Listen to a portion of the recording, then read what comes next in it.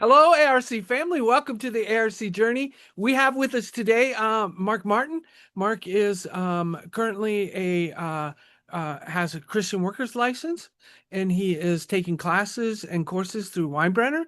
And he is deeply involved in the ministry at McMechen, a part of the eldership team that is rotating messages and leading things, and there are exciting things that are happening at McMechen. And I just wanted him to share a little bit, especially when we focus on two different things. They're doing.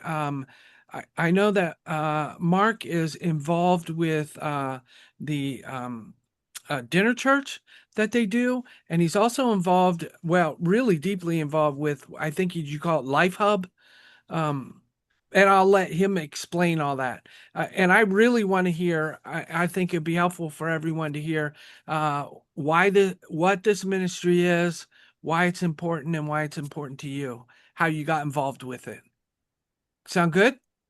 Sounds good. All right, take it over from here. Okay, well, about last year this time, I talked to you a couple years ago, and you give me the insight on how to go through the mentorship program. I started at.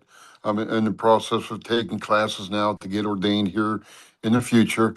And I was sitting here one day, and I just wanted, and people say, I got, he talked to me that day. The Lord talked to me that day about doing an outreach program.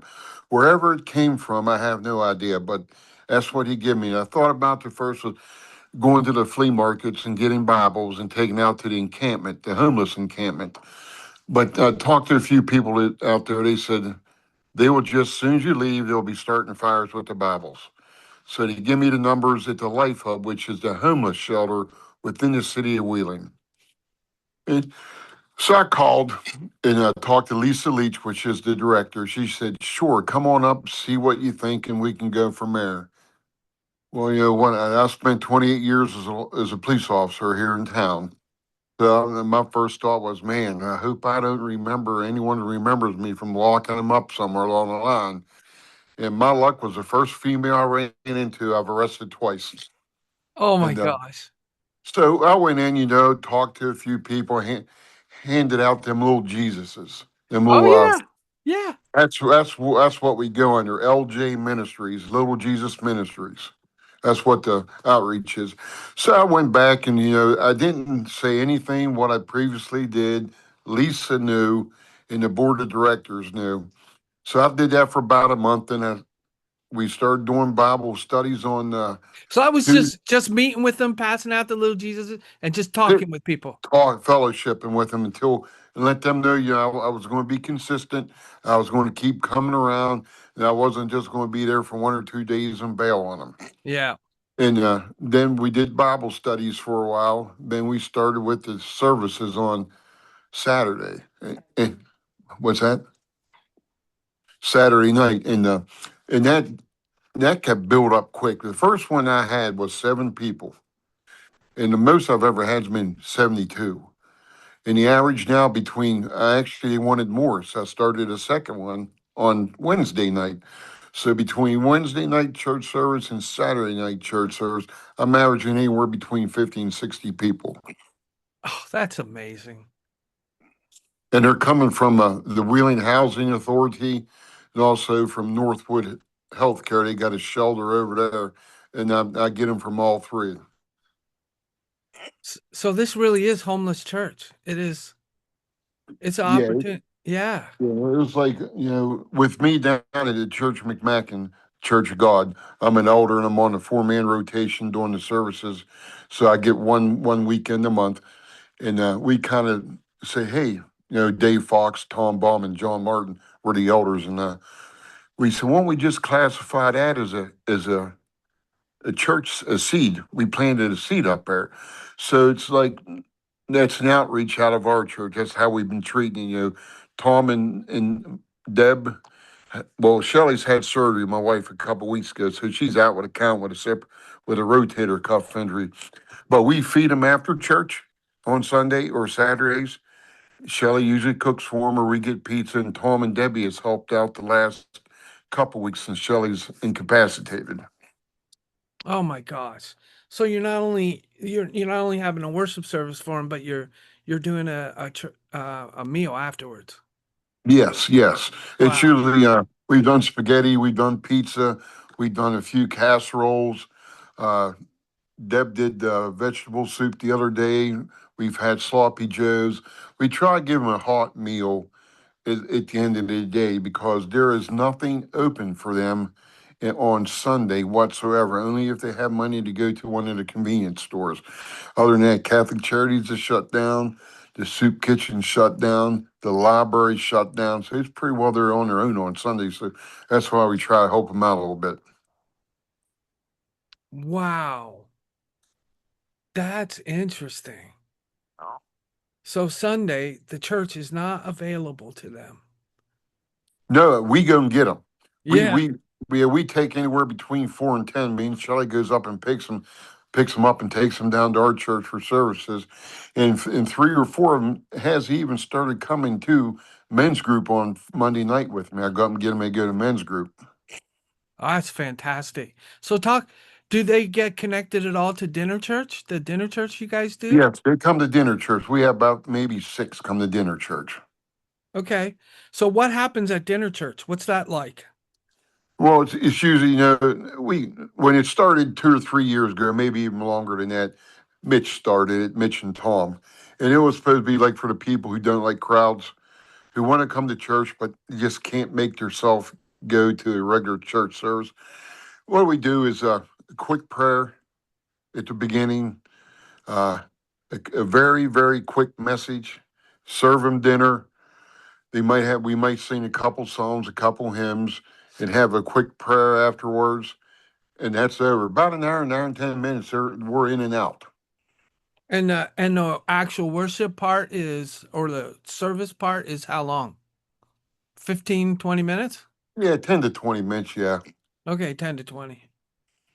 And I know that from what you've told me in the past, there's a lot of people that give a testimony. That's the message, right? Or are like, this is what Jesus is doing in my life, and I just want to share with everyone. yeah. In fact, we did the week we was at Rush City. Yeah. That Sunday, that coming Sunday I did my testimony, and then yeah, I've been spent 28 years as a cop, numerous court hours, and I was still afraid to talk in front of people. Oh no, I get Believe it. it. And even in the fire department, when I was the chief in the fire department, you had memorial service, you had to get them. And I always had Mitch was the chaplain. I always said, Mitch, man, shorten that up. The least I have to talk, the better off I'm going to be. And so he talked me into doing this testimony at Saturday. So it was dinner church night, and we're back and we're just talking, joking around, and my mind just got totally off of it. And I wasn't worrying about it. And I wasn't getting sick to my stomach because I had to get up in front of someone. I walked up, did that testimony, and as soon as I got done, I knew where my next step was going to take me. I was up to the pulpit. And that is the absolute beauty of being able to allow people an opportunity to do this is so that it is through that opportunity they begin to see how God can use them, and it makes it easier for them to share other times. It's an absolute wonderful thing that you guys are doing. um I think that's fantastic. You want to add anything?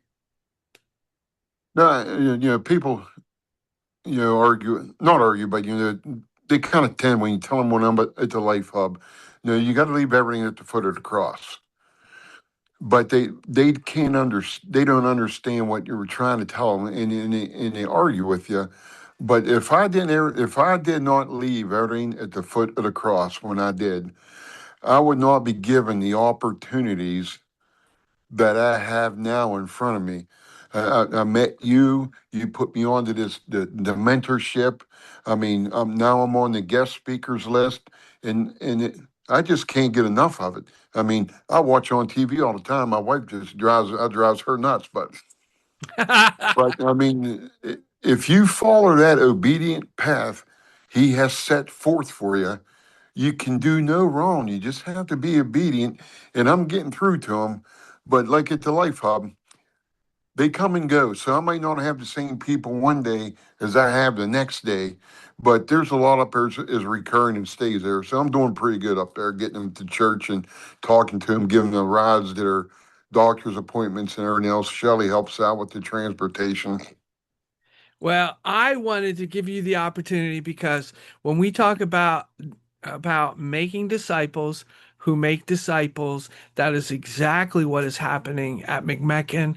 And I want to thank you for the effort that you are putting forward and the people that you are reaching out to, for the lives that are being changed because you were obedient and went under a bridge somewhere and started talking to people. I just praise God. Thank you so much. Thank And, you for having me, Phil. and God wants to do the same thing with all of us. So where is God moving? How do we get involved?